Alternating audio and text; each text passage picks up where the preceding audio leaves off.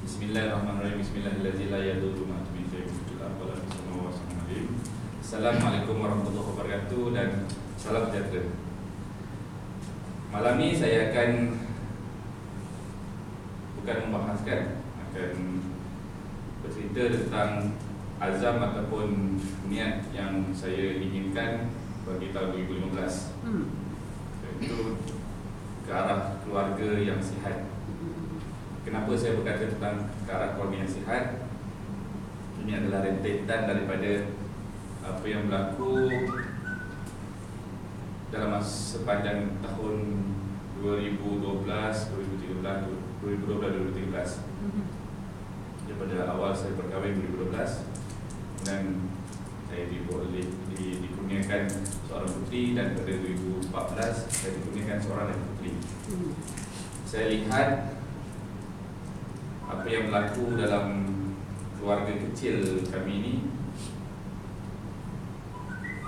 Sebagai seorang umat Islam, kita percaya kesakitan yang hadir pada diri kita dan hadir pada keluarga kita itu merupakan kifarah balasan terhadap dosa-dosa yang kita lakukan sebelum ini, dan juga ia merupakan ujian. Apa yang berlaku taklah sehebat mana, tapi saya pasti dan di situ saya sedar apabila Rasulullah menasihatkan kita hargai 5 perkara sebelum datang 5 perkara, iaitu hargai waktu kita sihat sebelum kita sakit.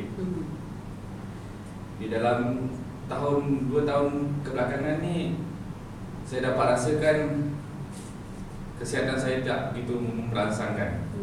Dan apabila saya mempunyai kesihatan yang kerap terganggu, kadang-kadang bukan banyak pun, bukan besar pun masalah tu, rasa macam sikit. Contoh macam hari ni saya batuk, tapi batuk yang saya hadapi ni dah berpanjangan selama 2-3 minggu dan dia mengganggu. Kenapa saya kata dia mengganggu? Siang mungkin saya boleh terima, tetapi bila waktu malam saya tak akan dapat tidur yang berkualiti, tidur yang cukup. Kerana apabila saya terbatuk, saya terjaga dan kita akan mengganggu emosi, mengganggu fikiran saya. Kemudian berlaku pula pada isteri saya apa yang berlaku sepanjang tahun ini. Saya diuji dengan satu ujian yang saya rasa pada diri saya. Saya tak nak mengaplikasikan ataupun meletakkan perkara itu pada tuan-tuan dan puan. Tapi apa yang berlaku pada diri saya ketika isteri saya ingin melahirkan puteri kami yang kedua, beliau ditimpa satu keadaan itu dijadikan kes rujukan kepada hospital Besar Melaka. Itu antara kes 1 dalam 10,000.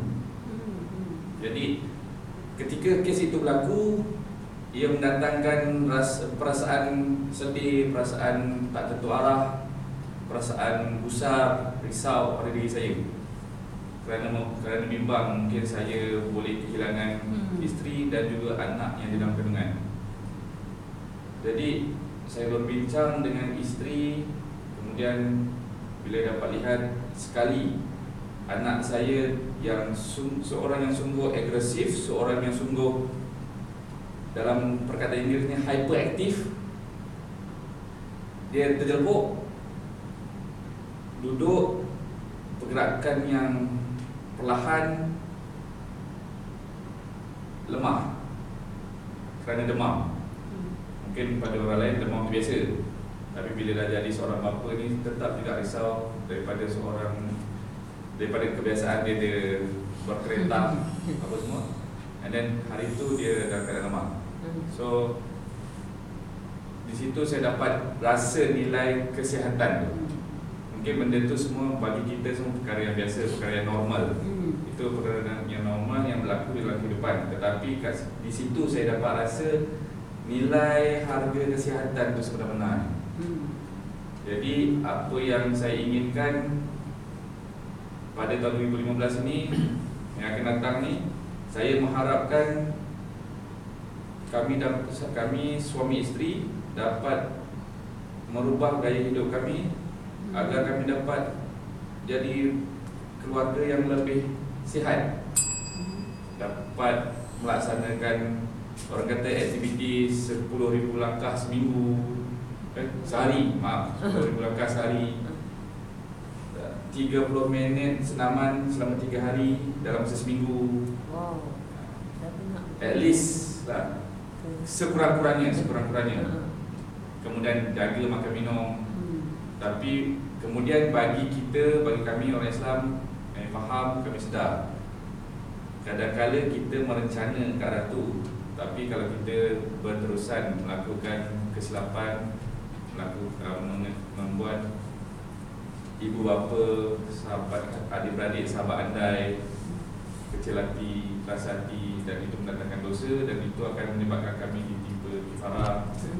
Jadi kesimpulannya, selain daripada kita menjaga kesihatan secara fizikal, secara spiritual ataupun secara rohaninya pun kami perlulah menjaga hubungan baik antara keluarga, hubungan baik antara manusia, dan hubungan baik kami sebagai hamba dengan Allah SWT. Itu yang saya rasa kami perlu lakukan untuk memperoleh kehidupan yang lebih berkualiti, bukannya kehidupan yang sebelum ni nampak macam berkualiti tapi sebenarnya tidak. Saya dapat rasa saya sedar betapa tingginya nilai kesihatan tu. Bila kita sihat, macam-macam kita boleh buat. Cara fikir kita pun baik, kita dapat kawal emosi, ketenangan kita, tahap ketenangan kita tinggi. Dan bila perkara yang berlaku tu baik, kita terjemahkan aura yang baik daripada diri kita kepada kawan-kawan, kepada ahli keluarga, kita peroleh balik aura baik, aura yang cantik lah, aura positif kepada diri kita balik. Itulah azam dan itulah objektif saya pada tahun 2015. Sekian, terima kasih. Okey, saya beritahu dulu. Okey, Cik Hawid, hanya satu soalan. Okey, Cik Saidi, tahun ni menempuh berbagai masalah dari segi kesihatan, daripada kesihatan diri sendiri, keluarga, isteri dan anak-anak. Bagaimana Cik Saidi sendiri mengawal mental dan emosi dalam menangani masalah-masalah ni yang datang berterutan dan berhenti? Terus terang dan jujur saya katakan, saya dapat, jikalau tidak kerana sokongan daripada ahli keluarga dan sahabat, kadang-kadang kita tolak, saya tak nak ambil orang lain sebagai contoh, diri saya sendiri, saya tak kuat. Kadang-kadang ketika saya berhadapan dengan satu senario, satu situasi itu, saya tak kuat untuk hadapi seorang diri. Jadi ketika itulah Allah Subhanahu Wa Taala dengan penuh kasih sayang, dengan penuh rahmat, menghubungkan saya dengan ahli keluarga saya, menghubungkan saya dengan sahabat-sahabat saya yang saya rasa mereka inilah yang mendatangkan kekuatan pada diri saya. So, jadi macam mana besar masalah tu bila saya dapat sokongan moral, sokongan secara rohani, itu yang menyebabkan saya dapat menempuh segala dugaan dan cubaan. Okey, masih okey. Encik Zubair nak tanya satu soalan. Sini saya pengalaman anak aku aktif ni. Dan selalu ni ada anak aku aktif. Apa tindakan negara untuk membaiki sifat aktif? Okey, yang pertamanya, sebelum saya jawab secara terus, dalam konteks saya, suami isteri, keluarga kecil kami, isteri saya merupakan seorang pegawai perubatan, dan cara beliau berfikir ialah secara fakta logik. Dan untuk seimbangkan perkara itu, saya merujuk kepada orang yang mungkin ilmu agamanya lebih tinggi daripada saya. Jadi kita nak tengok keseimbangan, nak tengok cara bagaimana dan apa yang saya dapat dalam perbualan, pertanyaan, apa yang diberitahu kepada saya, apa yang diajar kepada saya. Kanak-kanak hyperaktif ni, dia sifat dia hanya sementara sebenarnya. Dia akan pancarkan, dia akan zahirkan tahap aktif melampau tu pada satu ketika saja. Apabila dia capai satu umur, dia akan hilang secara sendiri. Kemudian cara untuk menangani bukan dengan cara menidakkan, menafikan ataupun menghalang. Kita kena pandu dia. Maknanya apa yang saya tahu, apa yang saya diberitahu, kekangan tu akan menyebabkan dia lebih agresif. Jadi kita sediakan sempadan, dan dalam masa yang sama kita lebih bertoleransi dengan dia.